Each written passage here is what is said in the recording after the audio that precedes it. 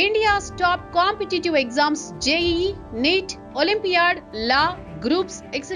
Guidance కావాలన్నా మీ పిల్లలు 21st century opportunities challenges అర్థం చేసుకుని 10x యాక్షన్ టేకర్స్ కావాలన్నా, కెరియర్ గైడెన్స్ కావాలన్నా, పేరెంటింగ్ గైడెన్స్ కావాలన్నా, విద్యారంగంలో 23 ఏళ్ల ఎక్స్పీరియన్స్ ఉన్న ఎన్బివి సుబ్బారావు గారిని సంప్రదించండి.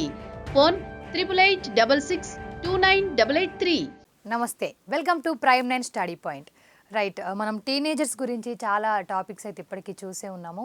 సో మెయిన్గా టీనేజర్స్ అనేది ఎలా ఆలోచిస్తున్నారు, మరి అర్థం ఎలా చేసుకోవాలి వాళ్ళని, సో వీటన్నిటి గురించి తెలుసుకోవడానికి మనతో పాటు ఉన్నారు ఎన్బివి సుబ్బారావు సార్. ముందుగా వెల్కమ్ సార్. నమస్తే అండి. సార్, మెయిన్గా మనం చూస్తూ ఉంటే టీనేజర్స్ని మనం ఎలా అర్థం చేసుకోవాలంటారు? మీ దగ్గర కూడా ఇప్పుడు మనం లాస్ట్ వీడియోలో కూడా చూసాము, చాలామంది పిల్లలు వస్తూ ఉంటారు టీనేజర్స్. సో మీరు ఎలా అర్థం చేసుకుంటారని కూడా చెప్పారు, కానీ మేము ఎలా అర్థం చేసుకోవాలి పేరెంట్స్? చిన్న చిన్న టిప్స్ ఏమైనా మాకు చెప్తే కొంచెం ఇంట్లోనే యూజ్ అయ్యే టిప్స్ ఏమైనా ఉంటే చెప్తారా? ఎందుకంటే టీనేజర్స్ అనేటువంటి గురించి ఎంత చెప్పినా సరే తక్కువే అవుతుంది. ఎందుకంటే ఒక్కొక్కరు స్టైల్ ఒక్కొక్కలాగా ఉంటుంది. సో అందుకని మనం ఒకదాని తర్వాత ఒకటి అంటే 4-5 రకాలుగా మనం చూడవలసినటువంటి అవసరం ఉంటుంది. జనరల్గా టీనేజర్స్ అంటే పేరెంట్స్ యొక్క భావం ఎట్లా ఉంటుందంటే, నిన్నటిదాకా ఎంతో శ్రద్ధగా మా మాట వినేవాడండి, ఇప్పుడు వినట్లేదు, ఏం చెప్పినా కోపం. కొంతమందికి అయితే కోపడుతూ ఉంటారు, కొంతమంది ఏమో మౌనంగా ఉంటారు, ఏం చెప్పినా ఏం అడిగినా మౌనంగా ఉంటారు. అంటే ఇలా వింత ప్రవర్తన కొంతమందిలో కనిపిస్తూ ఉంటుంది. రైట్. సో అంతేకాకుండా ఎక్కువ మంది ఫోన్లోనే ఎక్కువగా ఉంటున్నారు. రైట్. నిన్నటి వరకు మా మాట వేదంగా భావించినటువంటి మా పిల్లవాడు ఈ రోజున మా మాటను లెక్క చేయట్లేదు. బయట చెప్పుకోవాలి అంటే ఒక తెలియనటువంటి భయం. రైట్. చాలా క్వశ్చన్స్ ఉంటాయి సార్ ప్రతి పేరెంట్స్ దగ్గర. సో అంటే నిన్నటి వరకు చూసిన పిక్చర్ వేరు, ఇప్పుడు పిల్లవాడిని చూస్తున్నటువంటి పిక్చర్ వేరు. దీనికి రకరకాల కారణాలు ఉంటాయి. సో దీని గురించి మీరేం వరీ అవ్వాల్సినటువంటి అవసరం లేదు, కొన్ని స్టెప్స్ తీసుకుంటే. సో ఇది మీ యొక్క బ్యాడ్ పేరెంటింగ్ ఏమి కాదు. అంటే ఈ టీనేజ్ స్టేజ్ అంతే. టీనేజ్లో ఉండేటువంటి ఒక డిఫరెంట్ స్టేజ్ మాత్రమే ఇది. సో దీన్ని కొంచెం జాగ్రత్తగా ఆలోచించాల్సినటువంటి అవసరం ఉంటుంది. సో ఇప్పుడు ఒక రోడ్డు మీద మనం వెళ్ళిపోతూ ఉన్నాం, చాలా స్టాండర్డ్ రోడ్డు, చాలా ఫాస్ట్గా వెళ్ళిపోతూ ఉంటాం. సో అంటే మనం అనుకున్నట్టుగా అంటే అక్కడ ఎటువంటి అవరోధాలు లేకుండా వెళ్ళిపోయేటువంటి స్టేజ్ అంతకు ముందు ఉన్నటువంటి స్టేజ్. అంటే పిల్లలు మీరు చెప్పింది వింటారు, మీరు చెప్పింది సర్వస్వం తీసుకుంటారు. రైట్. సో ఇప్పుడు ఏమవుతుందంటే ఒక బిజీ రోడ్లోకి మనం వచ్చినట్టు అనమాట. మన వెహికల్ తీసుకుని ఈ బిజీ రోడ్లో ఏమవుతుంది, మనం ఊహించినట్టు కాకుండా ఊహించినటువంటి విధంగా అవరోధాలు ఎదురవుతూ ఉంటాయి. ఒక్కొక్కరు ఒక్కోలా వస్తూ ఉంటారు. రైట్. సో ఇక్కడ టీనేజ్ విషయంలో కూడా ఆ పిల్లలకి అంటే నిన్నటి వరకు మీరు చేసిన పేరెంటింగ్, నేను ఇందాక చెప్పినట్టుగా ఒక హైవే రోడ్లో మీ వెహికల్ నడుపుకుంటూ ఇంకా మీరే స్వతంత్రంగా వెళ్ళిపోయినట్టు. ఇక్కడ ఏమిటంటే రకరకాల క్వశ్చన్స్ వస్తాయి, రకరకాల అవరోధాలు వస్తాయి. రైట్. సో టీనేజ్ స్టేజ్ అది. సో అంతే తప్ప ఈ స్టేజ్లో మనం ఏం చేయాలి, కొంచెం జాగ్రత్తగా ఉండాలి కదా. మన డ్రైవింగ్ కొంచెం జాగ్రత్తగా అర్థం చేసుకుని వెళ్ళాలి. సో అర్థం చేసుకోకుండా వీడిలా ఎందుకు వచ్చాడు, వాడెలా ఎందుకు వచ్చాడు, ఇన్ని వెహికల్స్ వచ్చినాయి, అన్ని వెహికల్స్ వచ్చినాయి అని తిట్టుకుంటూ ఉంటే మీ ప్రయాణం ఏమవుతుంది చెప్పండి. రైట్. ఆ చిరాకు, కోపం, విసుగు వీళ్ళకి వస్తుంది. సో దాన్ని మరలా ఈ పిల్లల మీద ట్రాన్స్ఫర్ చేస్తారు.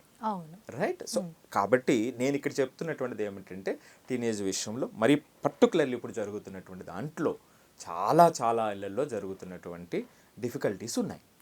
సో ఇది మీరు బ్యాడ్ పేరెంటింగ్ అని గిల్ట్ ఫీల్ అవ్వాల్సినటువంటి అవసరం లేదు, అది నేను చెప్పగలను పేరెంట్స్కి. రైట్. ఇది టీనేజ్కి సంబంధించినటువంటి ఒక డిఫరెంట్ స్టేజ్. దీన్ని చిన్న మార్పులతో మనం సరి చేసుకోవాలి. నేను అందుకే ఎప్పుడు చెప్తుంటాను, పేరెంటింగ్ అంటే పిల్లల్ని పెంచడం కాదు, పేరెంట్స్గా ట్రాన్స్ఫార్మ్ చెందటం.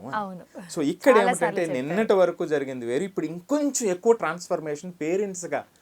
మీ ఓర్పు, మీ సహనం, రైట్, మీ కోపం, మీ చిరాకు, మీ విసుగు, మీ యొక్క లాంగ్ గోల్స్, రైట్, ఆ పక్క వాళ్ళని ఇంకొంచెం లోతుగా అర్థం చేసుకోవటం, మీకు వ్యతిరేకమైనటువంటి విధంగా భావం ఉన్నప్పటికీ దాన్ని లోతుగా వెళ్ళి అర్థం చేసుకుని మీరు కూడా దాని గురించి నేర్చుకుని మీ భావాన్ని తెలియచెప్పడం, ఇలా ఒక లోతైనటువంటి వ్యవహారం టీనేజర్స్ విషయంలో పేరెంట్స్కి దక్కేటువంటి ఒక అద్భుతమైనటువంటి అవకాశం అని నేను చెప్తా ఈ స్టేజ్ని.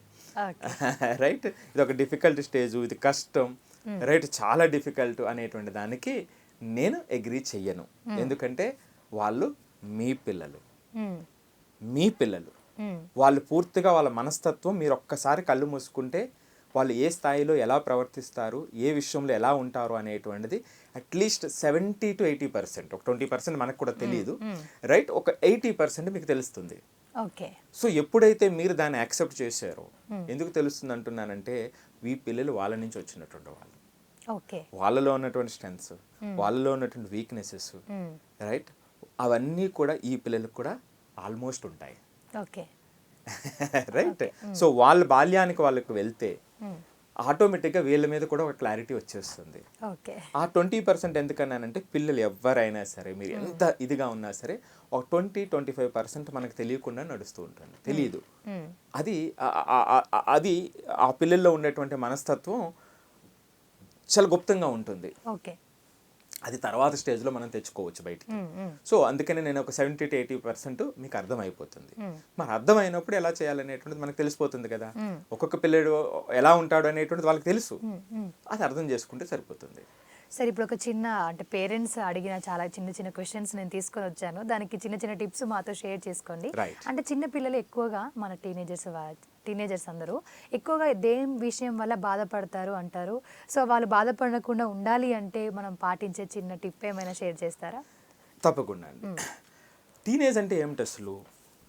పిల్లల జీవితంలో ఒక కన్ఫ్యూజింగ్ ఫేజ్. ఎందుకు కన్ఫ్యూజింగ్ ఫేజు?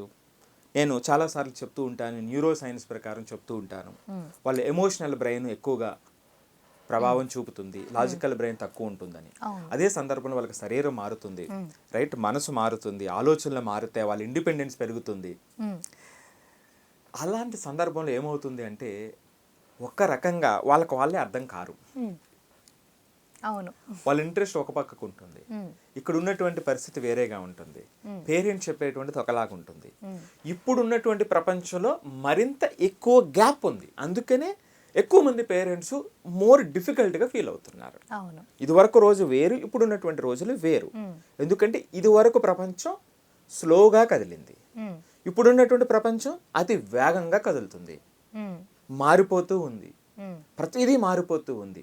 సో ఈ మారేటువంటి క్రమంలో పేరెంట్ చూసేటువంటిది ఒక 15 సంవత్సరాల క్రితం వాతావరణాన్ని ఆయన మనసులో పెట్టుకుని చూస్తూ ఉంటాడు.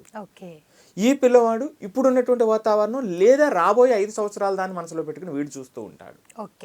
సో ఇది వరకు ఆ సమాజంలో ఉన్న గ్యాప్ తక్కువ కాబట్టి అంత కాన్ఫ్లిక్ట్ ఉండేది కాదు. ఇప్పుడు సమాజంలో ఉన్నటువంటి గ్యాప్ చాలా ఎక్కువ, నెలల వ్యవధిలోనే చాలా మారిపోతూ ఉన్నాయి. సో అటువంటి సందర్భంలో ఎక్కువ గ్యాప్ ఎక్కువ ఉంది. సో కాబట్టి టీనేజ్ అంటే ఏమిటి? ఆ ఏజ్లో ఒక కన్ఫ్యూజింగ్ ఫేజ్ కాబట్టి ఇటు ఈ మార్పులు ఇటు ఈ మార్పులు రకరకాల వ్యవహారాలు ఇక్కడ జరుగుతూ ఉంటాయి. కాబట్టి పిల్లల విషయంలో శారీరకంగా కానివ్వండి, వాళ్ళ ఆలోచనలో కానివ్వండి, రైట్. సో ఇక్కడ అదే సందర్భంలో మనం ఇదివరకు వీడియోస్లో కూడా చెప్పాము, ఆ పిల్లలు పెరిగినటువంటి వాతావరణంలో ఎందుకు వీళ్ళు చెప్పేటువంటి వాటికి విలువ ఇవ్వరు అనేటువంటి చాలా స్పష్టమైనటువంటి వీడియో ఒకటి ఇంతకుముందు మనం చేసాం, రైట్. అది చూస్తే ఇంకొంచెం ఎక్కువ క్లారిటీ వస్తుంది. సో అందుకని ఈ కాన్ఫ్లిక్ట్. సో అంటే అక్కడ ఏమవుతుందంటే అభిప్రాయ భేదం వస్తుంది. సో అక్కడ దాన్ని సరిగా హ్యాండిల్ చేయలేనప్పుడు ఎక్కడికి వెళ్ళిపోతుంది అంటే కమ్యూనికేషన్ గ్యాప్కి వెళ్ళిపోతుంది. అంటే ఈ పిల్లలు ఆ పేరెంట్స్తోనే కమ్యూనికేషన్ ఉండనటువంటి పరిస్థితికి వచ్చేస్తుంది. సో ఇది ప్రధానమైనటువంటి కారణం అండి. సో అక్కడ ఆ చిన్నగా దాన్ని అడ్జస్ట్ చేయగలిగినప్పుడు రాబోయేటువంటి సమస్యలకు మనం చెక్ పెట్టిన వాళ్ళం అవుతాం. సో మనం ఇది అర్థం చేసుకోకుండా అరే నిన్నటి వరకు నువ్వు విన్నావు కదా, ఇప్పుడు ఏమైంది, ఈ రోజు ఏమైంది, ఇంకో వాడితో జరుగుతున్న అందువల్ల అవుతుందా, దీనివల్ల అవుతుందా, దానివల్ల అవుతుందా అనేటువంటిది మనం చెప్పుకుంటూ పోతూ ఉంటాం. సో దాన్ని ఆ చేంజ్ని యాక్సెప్ట్ చేయం. ఆ చేంజ్ని యాక్సెప్ట్ చేయకపోవటం వల్ల 2 అతి ప్రమాదకరమైనటువంటి సంకేతాలు వాళ్ళకు అందుతాయండి ఆ పిల్లలకి. అవి ఏమిటి అంటే మొట్టమొదటిది పిల్లల ఇండిపెండెన్స్. పిల్లల ఇండిపెండెన్స్ మీద ప్రభావం చూపుతుంది. ఎందుకంటే వాళ్ళని ఇండిపెండెంట్గా ఎదగనివ్వాల్సినటువంటి అవసరం అక్కడ. ఓకే. రెండోది ఏమవుతుంది అంటే రెస్పాన్సిబిలిటీ. ఎప్పుడైతే ఇండిపెండెన్సీని మనం తగ్గించేసామో రెస్పాన్సిబిలిటీ తగ్గిపోతుంది. అవును, వాడు ప్యాసివ్గా వెళ్ళిపోతాడు, అంతే, డిపెండ్ అవుతూ వెళ్ళిపోతాడు. సో అందుకే మన సంస్కృతంలో కొన్ని కథల్లో ఒక అద్భుతమైనటువంటి పేరెంట్స్ అందరూ అర్థం చేసుకోవాల్సినటువంటి ఒక కథ ఉంటుందండి. అదేమిటంటే పిల్లలు ఏ ఏజ్లో ఎలా చూడాలి అనేటువంటిది 3 న్యాయాలు చెప్తారు. మొదటిది మార్జాల కిషోర న్యాయం అంటారు. మార్జాల కిషోర న్యాయం అంటే, మార్జాల కిషోర న్యాయం అంటే, మార్జాలం అంటే పిల్లి, రైట్? పిల్లిని ఎలా పట్టుకెళ్తుందండి ఒక ప్లేస్ నుంచి ఇంకొక ప్లేస్కి? ఎప్పుడైనా చూసారా? నోటుతో పట్టుకుని వెళ్తుంది, అలా నోటుతో కరుచుకుని వెళ్తుంది. మరి పిల్లి నోటుతో కరుచుకుని వెళ్తే నోట్లో మరి పళ్ళు ఉంటాయిగా, అవును కదా? సో మరి పళ్ళు మరి దానికి బాధను కలిగిస్తాయిగా పిల్లకి, అవును, రైట్? సో అంటే చిన్నప్పుడు పూర్తిగా ఆ టీచర్స్ అయినా పేరెంట్స్ అయినా 2 విషయాల్లో మనం అప్లై చేస్తాం దీన్ని. వాళ్ళు బాధ్యత పూర్తిగా పేరెంట్స్దే. ఓకే, మీరు ఎలా తీసుకెళ్ళండి, రైట్? ప్రమాదం లేకుండా జాగ్రత్తగా తీసుకెళ్లాల్సినటువంటి బాధ్యత మీది, అంతే, రైట్? సో అంటే టీనేజ్కి వచ్చే ముందు వరకు కూడా మార్జాల కిషోర్ న్యాయ ప్రకారం ఆ పిల్లల్ని పెంచడం కానివ్వండి, టీచర్స్ ఇది చేయటం కానీ చెయ్యాలి అని చెప్తూ ఉంటారు. రెండో స్టేజ్ అంటే ఇప్పుడు ఈ టీనేజ్కి వచ్చేటువంటి స్టేజ్, దీన్ని ఏమంటారంటే గోవత్సల న్యాయం అంటారు. గోవత్సల న్యాయం. మరి గోవత్సల న్యాయం అంటే ఏమిటి? గోవు అంటే ఆవు. ఎప్పుడైనా చూసారా ఆవు దూడ ఎలా వెళ్తుందో? ఒక రోడ్డు మీద వెళ్తున్నప్పుడు ఆవు దూడ నడుచుకుని వెళ్ళేటువంటి విధానం ఎప్పుడైనా గమనించారా? ఆవు ముందు వెళ్ళిపోతూ ఉంటుంది, దూడ వెనకాల వస్తుంది. అంటే ఇక్కడ దూడని ఆవు పట్టుకుని వెళ్ళదు, అవును, కానీ ఆ వెళ్ళేటువంటి ఆవు కొంచెం దూరం ముందుకు వెళ్ళిన తర్వాత ఆగి వెనక్కి చూస్తుంది, దూడ వస్తుందో రావట్లేదా. అవునవును. అంటే ఇక్కడ ఏం చేస్తుంది అది? అంటే మన వాళ్ళు ఎంత అద్భుతంగా చెప్పారండి. అంటే ప్రకృతిలో జరుగుతున్నటువంటి విషయాల్ని అర్థం చేసుకుని మనం ఎలా మారాలి అనేటువంటిది. సూపర్. సో ఇప్పుడు ఈ టీనేజ్లో ఉన్నటువంటి పిల్లల్ని పట్టుకోవద్దు, అలాగని వదిలేయవద్దు. నేను అందుకే ఇందాక చెప్పినటువంటి ఆ ఇండిపెండెన్స్ మనం అక్కడ ఆ పిల్లలకి ఇస్తున్నాం. ఎప్పుడైతే ఆ ఇండిపెండెన్స్ ఇచ్చామో ఆటోమేటిక్గా రెస్పాన్సిబిలిటీ వస్తుంది.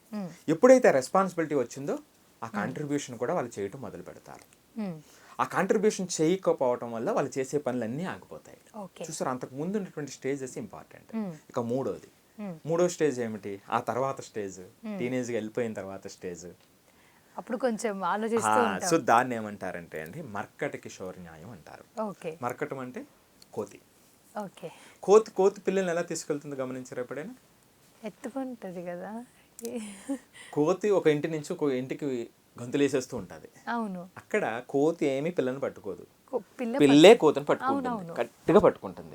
సో మరి ఈ ఎగిరేటువంటి టైంలో ఒక ఇంటి నుంచి ఇంకొక ఇంటికి, ఒక చెట్టు నుంచి ఇంకొక చెట్టుకి ఎగిరేటువంటి టైంలో ఈ పిల్ల వదిలేస్తే ఏమవుతుంది? కింద పడిపోతుంది. అంటే బాధ్యత ఎవరిది ఇక్కడ? పిల్లదే బాధ్యత. చూసారా ఎంత అద్భుతంగా ఉన్నాయో మూడు న్యాయాలు? మార్జాల కిషోర్ న్యాయం, గోవత్సల న్యాయం, మర్కట కిషోర్ న్యాయం. సో ఆ తర్వాత స్థాయిలో ఏమవుతుంది అంటే పూర్తిగా రెస్పాన్సిబిలిటీ పిల్లవాడిది. సో మరి ఆ పిల్లవాడు ఆ విధంగా పట్టుకుని వాడు బాధ్యతను వాడు తీసుకుని వెళ్ళటానికి రెడీ చేస్తున్నాం మనం. కరెక్ట్. సో అందుకని ఆ మొదటి 2 స్టేజ్లో అంత అద్భుతంగా చెయ్యాలి, అంత జాగ్రత్తగా చెయ్యాలి, అంత జాగ్రత్తతో అని నడిపించాలి. Correct, super. అసలు అంటే మనకి ప్రకృతి చూపిస్తుంది ఎలాగా తీసుకెళ్ళాలి, ఎలా ఏం చేయాలి అని చెప్పేసి. సార్ అయితే మనకి చాలా మంది పిల్లలు కూడా సైలెన్స్గా ఉంటారు. మా అబ్బాయి ఇంట్రోవర్ట్ అని చెప్తూ కూడా ఇంకా పేరెంట్స్ వెనకాలేస్తూ ఉంటారు. సో మౌనం అనేది ప్రమాదం అంటారా, లేకపోతే మౌనం మంచిదే అంటారా పిల్లల్లో? సో మౌనం ఎందుకు వస్తుంది? ఇప్పుడు మీరు మీ ఆఫీస్లో ఒక మీటింగ్కి అటెండ్ అయ్యారు, అక్కడ ముందు 2-3 క్వశ్చన్స్ వేశారు, మీ క్వశ్చన్స్కి రెస్పాన్స్ రాలా, కాకుండా లేదా మాక్ చేశారు మిమ్మల్ని, అప్పుడు ఏం చేస్తారు? తర్వాత ఇంకెప్పుడు క్వశ్చన్లు అడగరు, అంతే కదా, అడిగి వేస్ట్. సో కాబట్టి మౌనం అనేటువంటిది ఒక ప్రమాదకరమైనటువంటి సంకేతం. ఎందుకు ఆ మౌనం వచ్చింది? జనరల్గా కొంతమంది పిల్లలు ఎక్కువ మాట్లాడతారు, కొంతమంది మాట్లాడరు, అస్సలు మాట్లాడరు. పూర్తిగా ఇప్పుడు చూస్తుంటే సార్ మాట్లాడరు. మనము మాట్లాడి చుట్టాలు ఇంటికి వచ్చినా కానీ హాయ్ అంటే హాయ్ అని చెప్పేసి కూర్చుండిపోతూ అది ఉంటారు. ప్రమాదకరం. ఏమైనా అంటే అది చాలా మా ప్రమాదకరం. అబ్బాయి ఇంట్రోవర్ట్, ఎవరితో కాదు, మాట్లాడండి అని తప్పది, చెప్తూ ఉంటారు తప్పది. పేరెంట్స్. సో కాదు, వాళ్ళ కనెక్షన్ పోయింది అక్కడ. ఇప్పుడు మీరు చెప్పిన ఎగ్జాంపుల్లో వాడు ఇంట్రావర్ట్ కాదు, వాడి కనెక్షన్ మిస్ అయిపోయింది. ఓకే, మరి ఇదే పిల్లవాడు వాడు ఫ్రెండ్స్ దగ్గర మాట్లాడతాడా? కంపల్సరీ మాట్లాడతాడు కదా, అరుస్తాడు కదా. ఇదే పిల్లవాడు అమ్మ మీద అరుస్తాడు కదా. అవును. ఇదే పిల్లవాడు ఇంటికి వచ్చి సిబ్లింగ్ మీద అరుస్తాడు కదా. అవును. మరి వాడు ఇంట్రావర్ట్ అని మీరు ఎందుకు అంటారు? చూసారా? రైట్, వీడి కనెక్షన్ పోయింది. ఇప్పుడు మీరు చెప్పిన ఎగ్జాంపుల్ కనెక్షన్ పోవడం ప్రమాదం. అంటే ఆ వాల్యుబుల్ రిలేషన్స్ అనేటువంటి చాలా ఇంపార్టెంట్ కదండి జీవితంలో. అవును. రైట్, సో మరి కనెక్షన్ ఎందుకు పోయింది? రైట్, అంటే చాలా కారణాలు ఉంటాయి. నేను ఒక చిన్న కారణం అంటే జనరల్ రీజన్ చెప్తాను. మీరు వినటం మానేశారు వాడిని. ఓకే, మీరు వాడిని వినటం మానేశారు. వాల్యూ ఇవ్వట్లేదు. ఎందుకు మానేశారు అంటే చాలా పేరెంట్స్ చెప్తూ ఉంటారండి, కానీ వినరు. వాళ్ళు చెప్తూ ఉంటారు, దాని తర్వాత ఒకటి చెప్తూ ఉంటారు. వాడు ఏదైనా చెప్తాను, చిన్నపిల్లడు నీకు తెలియదను. పిల్లలు ఒక 7-8 సంవత్సరాల తర్వాత వచ్చేటప్పటికండి మనం చెప్పేటువంటి దాన్ని తగ్గించాలి. సో మనం చెప్పవలసిన అవసరం వచ్చినప్పుడు మాత్రమే చెప్పాలి. పిల్లలు వాళ్ళని చెప్పడాన్ని వాళ్ళు చెప్పేటువంటి దాన్ని మనం వినగలిగితే పరిస్థితి వేరే ఉంటుంది. ఎప్పుడైతే వినటం మొదలు పెట్టామో వాడి భావం అర్థమవుతుంది. మౌనంగా కూర్చున్న వాడు మనసులో ఏముందో మీకు ఏం అర్థమవుతుంది? వాళ్ళ ప్రాబ్లం కూడా మనకు వీడు మౌనానికి ఒక కారణం ఏమిటంటే వీళ్ళు వినటం మానేసి చెప్పడం ఎక్కువైనప్పుడు కొంతమంది ఏమిటంటే చెప్పేటువంటి దాంట్లో వాళ్ళు ఏదైనా చెప్తుంటే మధ్యలో ఆపేయడం, జడ్జ్ చేయటం, మధ్యలోనే సలహాలు ఇవ్వటం, ఇవన్నీ కూడా వీళ్ళని ఆ విధంగా తయారు చేస్తాయి. సో ఇక్కడ మనకు కావాల్సింది ఏమిటంటే వాళ్ళకి కావాల్సినటువంటిది ఇప్పుడున్నటువంటి పరిస్థితుల్లో ప్రతి పేరెంట్కి చెప్తున్నటువంటి మాట, మీ పిల్లలకి మీ నుంచి సొల్యూషన్స్ అవసరం లేదండి. మీ పిల్లలకి మీ నుంచి సొల్యూషన్స్ అవసరం లేదు, మీ అటెన్షన్ అవసరం ఉంది. వాళ్ళకి కావలసినటువంటి సొల్యూషన్ మీరు అటెన్షన్ ఇస్తే వాళ్ళకి కావాల్సినటువంటి సొల్యూషన్స్ వాళ్ళు చాలా జాగ్రత్తగా చేసుకోగలుగుతారు. సో ఇది, సో అందుకని మొట్టమొదటి మాట ఏమిటి అంటే వినటం నేర్చుకోండి. ఓకే, చిన్న టిప్, వినటం నేర్చుకుంటే వాళ్ళు కొంచెం కొన్ని సందర్భాల్లో మౌనంగా ఉండటమే పెద్ద సహాయం చేయటం. అవును, పూర్తిగా మౌనంగా ఉండడం అనేది కొంచెం ప్రమాదం. టోటల్ గా మనతో కూడా మాట్లాడకుండా ఉండడం. పిల్లలు మౌనంగా ఉండటం అనేటువంటి నేను చెప్తున్నాను కదా, రకరకాల రీజన్స్ ఉంటాయి. మీరు ఇందాక ఒక ఎగ్జాంపుల్ చెప్పారు కదా, అది ప్రమాదకరమైన ఎగ్జాంపుల్. వేరే వాళ్ళతో అంటే రీసెంట్ గా మా అక్క వాళ్ళ అబ్బాయినే చూసాను, అందుకని డౌట్ వచ్చి అడిగాను. అంటే ఇంట్రోవర్ట్ అనేటువంటి దాన్ని పేరెంట్స్ ఏంటంటే పేరెంట్స్ కానీ టీచర్స్ కానీ రిలేటివ్గా చూస్తారండి. నేనేమంటానంటే ఇంట్రోవర్ట్ అంటే అసలు మాట్లాడకపోవటం. అవును, ఇంట్రావర్ట్ అంటే వాడు అవసరమైన చోట మాట్లాడుతూ ఉంటే వాడు ఇంట్రావర్ట్ కాదంటాను. ఓకే, ఇప్పుడు చాలా మంది ఉంటారండి, ఇప్పుడు సినిమా యాక్టర్స్ అది ఉంటారు, వాళ్ళు చెప్తూ ఉంటారు ఇంట్రావర్ట్ అని. నేను ఎప్పుడు ఎక్కువగా మాట్లాడాను, మరి స్టేజ్ మీదకి వచ్చినప్పుడు మాట్లాడతారు కదా. అవును, రైట్. సో వాళ్ళ ఆ స్థాయిలోకి వచ్చిన తర్వాత మాట్లాడడం వేరు, వాళ్ళకి బోల్డ్ అంత ప్రోత్సాహం ఉంటుంది. మన చిన్నపిల్లవాడికి మనకున్న స్థాయిలో వీడిని ఇంట్రావర్ట్ అని ముద్ర వేస్తే ఎప్పుడు నోరెప్పకుండా తయారైపోతాడు. కాబట్టి ఇవన్నీ తప్పు అన్నమాట అండి. ఇంట్రావర్ట్గా చిన్నప్పుడు సరిగా మాట్లాడనటువంటి వాళ్ళు ఈ రోజున పెద్ద పెద్ద పొజిషన్స్లో మంచి స్పీకర్స్గా తయారైనటువంటి వాళ్ళు ఎంతోమంది నేను నా ఎక్స్పీరియన్స్లో నేను జాబ్ చేసేటువంటి టైంలో చూశాను. ఓకే సార్, ఇప్పుడు మనము చూసుకుంటే పిల్లల మనసు గెలవాలని చాలా మంది పేరెంట్స్ ట్రై చేస్తూ ఉంటారు. అంటే కావాల్సిన గిఫ్ట్స్ ఇవ్వడం బర్త్డేకి, ఇలా చిన్న చిన్న చేసి గెలిచేస్తాం అని చూస్తూ ఉంటాం. సో నిజంగా వాళ్ళ మనసు గెలవాలి, పేరెంట్స్ ఇంపార్టెంట్ అని చెప్పేసి వాళ్ళ మనసులో రావాలి అంటే చిన్న టిప్స్ ఏమైనా చెప్తారా? చాలా మంది పేరెంట్స్కి ఉన్న డౌట్ సార్ ఇది. నేను చెప్పేది ఏమిటంటే ఒకే ఒక్క మాట, ఓవర్ ఎక్స్పెక్టేషన్ తగ్గించండి. ఓకే, మార్క్స్, ర్యాంక్స్, కంపారిజన్, వాళ్ళ అమ్మాయి ఇలాగా వాళ్ళ అబ్బాయి ఇలాగా, దీన్ని తగ్గించండి. అదే ఒక్క మాట అండి. ఎందుకంటే ఆ వయసులో వాళ్ళకి ఏమిటంటే ఒక ఐడెంటిటీ బిల్డ్ అవుతూ ఉంటుంది. ఆ ఐడెంటిటీ బిల్డ్ అయ్యేటువంటి టైంలో మీరు ఈ కంపారిజన్తో ఏం చేస్తారు అంటే ఆ ఐడెంటిటీని కిల్ చేస్తారు. అంటే వీళ్ళు ఓన్ ఐడెంటిటీ ఏమిటి అనేటువంటిది తెలుసుకోలేనటువంటి పరిస్థితిలో పిల్లలు చాలా కన్ఫ్యూజన్ స్టేట్లో ఉంటారు. అందువల్ల ఏమిటంటే వాళ్ళు మనకు దూరం అవుతారు. ఓకే, ఇది సింపుల్ ఆన్సర్ మీరు అడిగినటువంటి క్వశ్చన్కి. సార్ ఇప్పుడు మనం చూసుకుంటూ ఉంటే పేరెంట్స్ దగ్గరికి పిల్లలు అసలు రావట్లేదు. అంటే ఒక మాట్లాడదాం, మనం స్కూల్లో ఏం జరిగింది, కాలేజ్లో ఏం జరిగింది అని చెప్పడానికి కూడా రావట్లేదు. సో ఎందుకని ఇది అంటారు? అసలు పిల్లలు నిజంగా పేరెంట్స్ మారితే పిల్లలు మారుతారంటారా?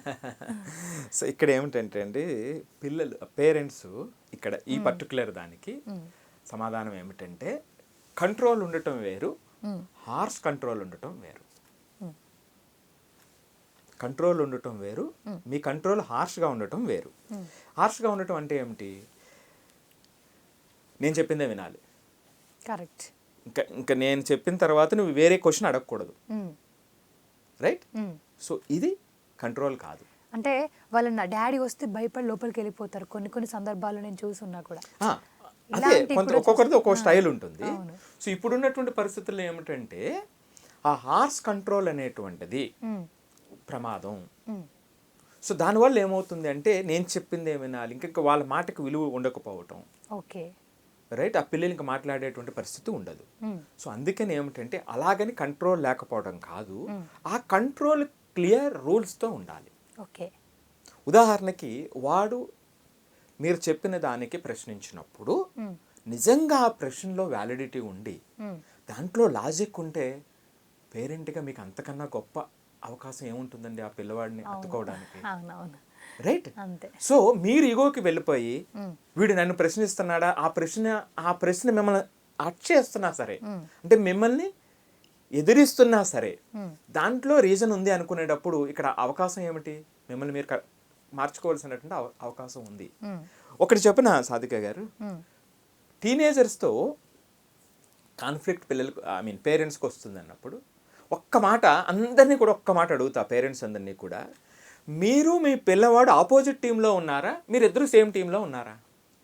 సేమ్ కదా. అంటే పేరెంట్స్ దృష్టిలో సేమ్, పిల్లల దృష్టిలో మాత్రం వేరు వేరే అనుకుంటారేమో. లేదు, పిల్లలు పేరెంట్స్ ఇద్దరు ఒకే టీము. ఓకే. వీళ్ళు వేరు వేరు టీంలో లేరు. అవును. చాలా చాలా ముఖ్యమైనటువంటి విషయం ఇది. సో ఈ పిల్లలు పేరెంట్స్ ఒకే టీంలో ఉండేటప్పుడు ఏదైనా కాన్ఫ్లిక్ట్ వస్తే ఇద్దరూ కలిసి దాన్ని సాధించడానికి ప్రయత్నిస్తే ఇద్దరికీ ఎనర్జీ కదండి. అవును. సో అలా కాకుండా టీనేజ్కి వచ్చేటప్పటికి ఆ పేరెంట్స్ ట్రాన్స్ఫార్మ్ చెందక, పేరెంట్స్లో ఈగో ఎక్కువ ఉండటం, కంట్రోల్ అనేటువంటి దాంట్లో హార్ష్ కంట్రోల్కి వెళ్ళటం, ఈ సమస్యల్ని ఎక్కువ తీసుకొస్తూ ఉంటుంది. సో ఇప్పుడు అలాంటి సందర్భంలో నేను చెప్పే ఒకే మాట ఒక్కసారి గుర్తుపెట్టుకోండి, మీరు మీ పిల్లలు ఒకే టీంలో ఉన్నారు, మీరిద్దరూ చెయ్యి అందించి ముందుకెళ్ళాలి, ఇద్దరికి అది విన్ విన్ సిచ్యువేషన్. మీరిద్దరూ ఆపోజిట్ టీంలో ఉన్నారు అని అనుకున్నప్పుడే సమస్యలన్నీ వస్తాయి. ఓకే, సింపుల్గా. సార్, అండ్ మనకి చూసుకుంటే పిల్లలు ఏమైనా తప్పు చేసినప్పుడు కానీ వాళ్ళు ఏమైనా మిస్టేక్ చేస్తే మనము ఎందుకు చేశారు అని చెప్తే ఇంకా వాళ్ళు ఎక్కువ బాధపడుతూ ఉంటారు కదా. సో మనం తప్పు చేస్తున్నప్పుడు మనం ఎలా ఉండాలి వాళ్ళతో? అంటే వాళ్ళు నిజంగా తప్పు చేసినప్పుడు వాడు బాధపడతాడు కాబట్టి మనం మాట్లాడకపోవడం కూడా పెద్ద తప్పు. ఓకే. ఓకే, అది నిజంగా తప్పు అనుకోండి, అంటే అతని క్యారెక్టర్ బిల్డ్ చేసేటువంటి విధానంలో కానివ్వండి, అతని నిజాయితీ విషయంలో కానివ్వండి, అతని సహనం విషయంలో కానివ్వండి, అతను వేరే వాళ్ళతో ఏర్పరచుకునేటువంటి రిలేషన్స్ విషయంలో కానివ్వండి, అది నిజంగా తప్పు అయితే స్పష్టంగా లాజికల్గా వాళ్ళకి అర్థమయ్యేటువంటి విధంగా మీ ఎమోషన్స్తో కాకుండా చెప్పాల్సినటువంటి అవసరం ఉంటుంది. సో ఆ తప్పుని మనం దాస్తే వాళ్ళు ఏదో అనుకుంటారు అంటే అది కష్టమవుతుంది. అదే సందర్భంలో ఎప్రిషియేషన్స్ కూడా, ఎప్రిషియేషన్స్ అంటే తప్పుని కరెక్ట్గా చెప్పకపోవడం ఎంత తప్పో అనవసరంగా ఎప్రిషియేట్ చేయడం కూడా అంతే తప్పు. చాలా మంది కొంతమంది అంటే రెండు రకరకాలు ఉంటారు పేరెంట్స్, మధ్యలో ఉండే వాళ్ళు తక్కువ ఉంటారు, అది సమస్య. ఈ పక్కన ఏమిటంటే ప్రతిదానికి ఎప్రిషియేషన్స్, మా వాడు ఇంత అంత ఇంత అంత అని. వాడు ఎందుకు పనికి రాకుండా పోతాడు, నేను చెప్తున్నా, వాడు ఎందుకు పనికి రాకుండా పోతాడు. 15-16 సంవత్సరాలు వచ్చేటప్పుడు చాలా మందిని చూశాను నేను. మీరు ఇచ్చేటువంటి ఎప్రిషియేషన్ కూడా గొప్ప ఎప్రిషియేషన్ అయి ఉండాలి. వాడు మళ్ళా కళ్ళు మూసుకుంటే ఆ సందర్భాన్ని వాడు గుర్తుకు తెచ్చుకుంటే ఆ సందర్భం తాలూకా ఫలితం వాడికి మనసును తట్టితే మీ ఎప్రిషియేషన్కి వాల్యూ ఉంటుంది తప్ప ఆ ప్రతిదానికి వెళ్ళి అప్రిషియేట్ చేస్తారు అనేటువంటి పరిస్థితులు మీ మాటకి విలువ లేకుండా పోతుంది. సో చాలా అతి ముఖ్యమైనటువంటి క్వశ్చన్ అడిగారు సాధిక మీరు. ఎప్రిషియేషన్స్ ఎట్లా చేయాలి, అలాగే అదే సందర్భంలో వాళ్ళ మిస్టేక్స్ని ఐడెంటిఫై చేసి ఎలా గైడ్ చేయాలి, ఇది చాలా చాలా ముఖ్యమైనటువంటిది పేరెంటింగ్లో. సార్, మనకి చివర్లో పిల్లలకి పేరెంట్స్కి మంచిగా బంధం అనేది చాలా ప్యూర్గా ఉండాలి అండ్ వాళ్ళ జీవితం మార్చగలిగే ఒక చిన్న మాట చెప్తారా ఇదొక చివర్లో? టీనేజ్లో పిల్లల ప్రాబ్లం కాదండి, వాళ్ళ ప్రాసెస్లో ఉన్నటువంటి రాబోయేటువంటి మనుషులు. ఓకే, అంతే. సో ఆ ప్రాసెస్లో నేను ఇందాక ఒక ఎగ్జాంపుల్ చెప్పాను కదా, ఒక బిల్డింగ్ తయారు చేసేటప్పుడు ఆ మధ్యలో వచ్చేటువంటి చిన్న డిస్టర్బెన్స్ ఉంటుంది కదా, సో దాన్ని మనం క్లియర్గా చేసుకుంటేనే మనకు కావాల్సిన బ్యూటిఫికేషన్ మన ఇంటికి దక్కుతుంది. అలాగే టీనేజ్లో పిల్లలు ప్రాసెస్లో ఉన్న మనుషులు కాబట్టి జాగ్రత్తగా ఓర్పుగా అర్థం చేసుకుంటూ లాజికల్గా వాళ్ళకి కావలసినంత అటెన్షన్ ఇస్తూ ఆ ఎమోషనల్ వాల్యూని నెక్స్ట్ లెవెల్కి తీసుకువెళ్తూ మనం గైడ్ చేస్తే ఆ తర్వాత జీవితాంతం కూడా ఆ ఫలాలు ఆ పేరెంట్స్ పొందుతారు. సూపర్ సార్, నిజంగా చాలా బాగా చెప్పారు. ప్రతి ఒక్క విషయం ప్రతి ఒక్క పేరెంట్స్కి అర్థమయ్యేలాగా. Thank you so much. Best example అయితే చాలా బాగా నచ్చాయి నాకైతే, అంటే నాకే పర్సనల్గా నచ్చాయి. సో దానివల్ల కూడా అర్థమవుతుందని చెప్పేసి అనుకుంటున్నాము. సో చూసారు కదా, మీకు గనక ఏమైనా సందేహాలు ఉన్నా కానీ ఈ నెంబర్ని సంప్రదించండి. అండ్ ఇది ఈరోజు ఎపిసోడ్. మరో ఎపిసోడ్తో మళ్ళీ కలుద్దాం. నమస్తే. ఎన్బివి సుబ్బారావు గారు ఆధునిక ఎడ్యుకేషనల్ డిజైనర్. ఈ 21వ శతాబ్దంలో విద్యార్థులు, ఉపాధ్యాయులు, తల్లిదండ్రులపై లోతైన పరిశోధన చేశారు. 3 బుక్స్ కూడా రాశారు.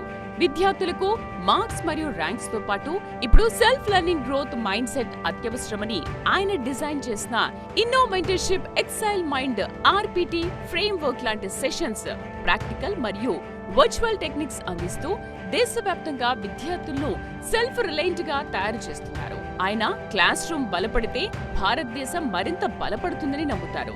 ఇప్పటి వరకు 17,550 మంది విద్యార్థులకు జేఈఈ, నీట్, మెంటర్షిప్, 2,530 మంది టీచర్స్ కి ట్రైనింగ్, 1,850 మంది పేరెంట్స్ కి మెంటర్షిప్ అందించారు.